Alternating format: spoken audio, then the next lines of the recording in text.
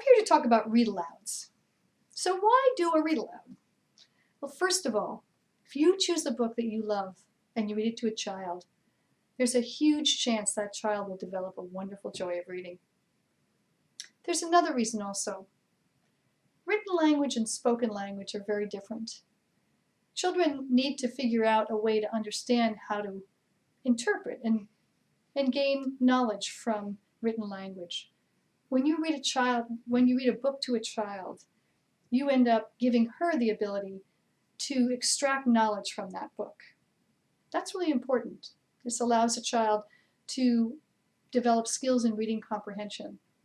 In fact, you should always read a book to a child that's a little bit harder than the book that that child can read to himself or herself. How to do a read aloud? First of all, if you have a book you love, that's the book to read. But if you want to read a book about a certain theme or something that's new, just make sure if you're going to introduce a book to a child that you read it first.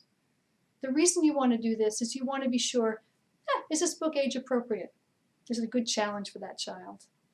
Furthermore, are there concepts or ideas in this book that need to be talked about? Sometimes children may not understand something happening in a book because they have no prior knowledge about that issue. Then you start reading. It's important to stop every once in a while and ask open-ended questions. Open-ended questions are things like, what do you think is going to happen next? Or, have you ever been in that situation before? These are questions that make a child think, allows the child to get deeply involved in the book because he or she has to think a little bit about, what do I think about that part of the book? It also allows you to know whether the child is comprehending. Lastly, how do you want to read the book? I'm very animated. I use my hands and my face and my arms when I read, but some people read very quietly, and that's fine too. But it's nice to make a choice into how you're going to present a book to a child.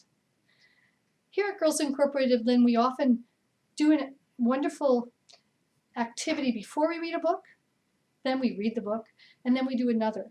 That way a child really experiences a book entirely and is very involved in the book, and it makes them really excited about reading. So I hope this has been helpful. Happy reading!